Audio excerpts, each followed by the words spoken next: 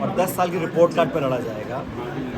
राहुल गांधी जी की यात्रा लगातार चल रही है, आज महाराष्ट्र में गए हैं और लगातार खड़गे साहब और राहुल गांधी जी वो बात कर रहे हैं जो जनता की बातें हैं। लोकसभा चुनाव से पहले जो जनता सुनना चाहती है, युवाओं के लिए, महिलाओं के लिए, SC/ST के लिए, गरीबों के लिए, किसानों के लिए।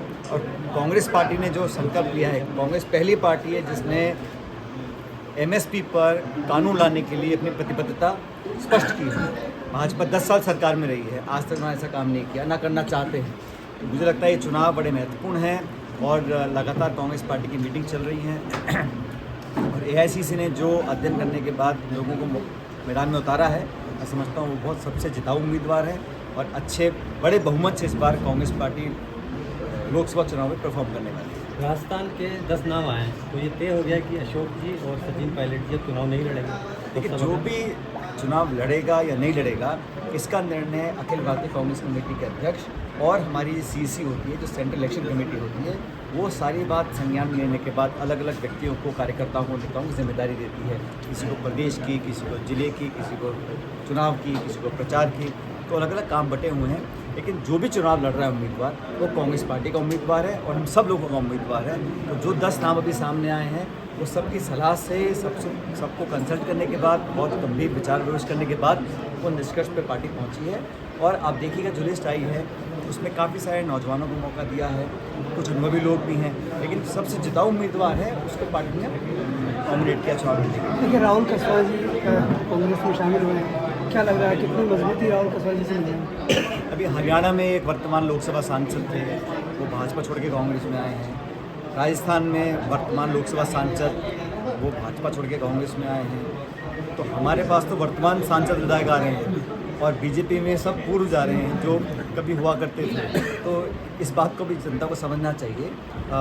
जो व्यक्ति कांग्रेस की विचारधारा को ग्रहण कर रहा है और जो हमारे लंबे इतिहास को स्वीकार कर हमारे नेतृत्व में विश्वास कर रहा है, उस व्यक्ति को पार्टी में ले भी रही है और मौका भी दे रहा है। मुझे खुशी है कि पार्टी ने लोगों को मौका दिया है उनकी परफॉर्मेंस देखकर और उनका पार्टी की तरफ कमिटमेंट देखकर। और सभी जो 10 अब तक नाम आए हैं वो सब जिताऊ उम्मीदवार हैं। पायलट साहब, ये गंभीर मामला नहीं है कि पूर्व मंत्री अशोक गहलोत सरकार के वो एक साथ जाते हैं, ये कहीं नुकसान नहीं नजर आता आपको कि कोई भी व्यक्ति अगर, जैसा मैंने कहा कि अगर कोई पार्टी छोड़ता है, उनकी क्या मजबूरियां थीं, क्या व्यवस्थाएँ थी, मैं नहीं जानता हूँ। लेकिन अचानक कितना बड़ा हृदय परिवर्तन होना चुनाव से ठीक पहले, जनता सवाल पूछ सकती है कि वैसा इस मौके पर क्यों किया गया। बहरहाल ये उनका व्यक्तिगत निर्णय है, मैं टिप्पणी नहीं करना चाहता हूँ। हर व्यक्ति स्वतंत्र है अपनी विचारधारा को चुनने में, अपने राजनीतिक रास्ते को चुनने में, और ये समय और जनता बताएंगे कि निर्णय सही था या गलत था। मैं ऐसा मानता हूँ कि 10 साल के कार्यकाल के बाद अब मैं कई राज्यों में दौरा मैंने किया है, अच्छा माहौल हमारी इंडिया अलायंस का बन रहा है। हमारे 1-2 घटक दलों से हमारी समझौते पूरी तरह संपूर्ण नहीं हो पाए हैं, लेकिन बहरहाल जो 2 दर्जन पार्टियां लड़ रही हैं इंडिया अलायंस में, मजबूती से लड़ रही हैं और मुख्य मुकाबला उत्तर भारत में खास तौर से भाजपा कांग्रेस का होगा। लोकसभा चुनाव की आचार संहिता से पहले CAA का लागू करना किस नज़र से देखते हैं? ये सही तो बहुत पुराना कानून था, इसको चुनाव की आचार संहिता से ठीक पहले लाया गया है।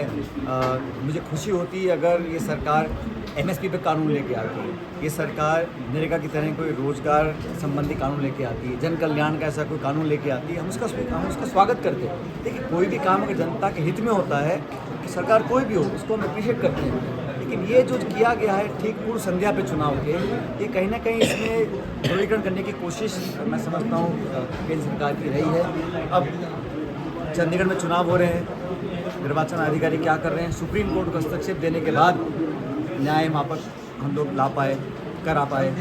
अभी निर्वाचन आयोग जो हमारे कमिश्नर हैं वो इस्तीफा दे रहे हैं।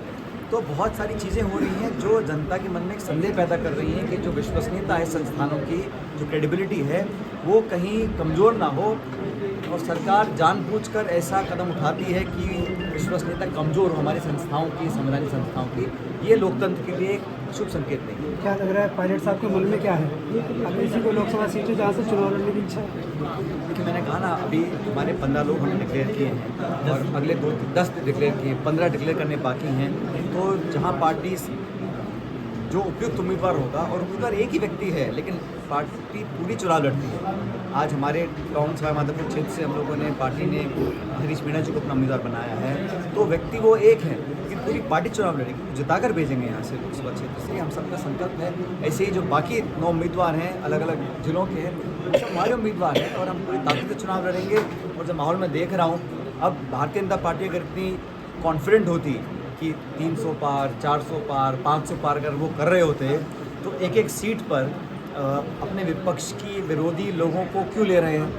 राजस्थान हो, महाराष्ट्र हो, जहाँ पर भी हो, वो एक एक व्यक्ति को अपने पास ले रहे हैं। अगर इतने उनमें कॉन्फिडेंस था अपनी ताकत के ऊपर, तो क्या ज़रूरत है कि विरोधी पार्टियों को तोड़ने की, हमारे पूर्व मंत्री, पूर्व सांसद, पूर्व विधायकों को लेने की?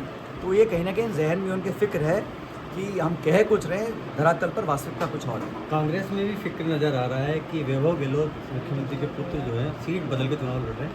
पिछला चुनाव वो जोधपुर से हार गए थे, तो ये फिक्र चिंता जो है देखिए, राजनीति में हार जीत चलती रहती है और जो भी टिकट वितरण हुआ है ये कांग्रेस पार्टी के सेंट्रल लीडरशिप ने किया है। परिस्थिति को देखा, क्षेत्र को देखा, जनता की मांग को देखा, समीकरण को देखा और जितना उम्मीदवार कौन हो सकता है, ये देखने के बाद निर्णय लिया गया है। जो भी जहाँ से चुनाव लड़ रहा है पूरी मजबूती से लड़ेगा, कांग्रेस पार्टी एकजुटता से चुनाव लड़ेगी और सफलता हासिल करेगी। राजस्थान और सचिन पायलट का रिश्ता कहाँ तक? जीवन के अंतिम सांस तक।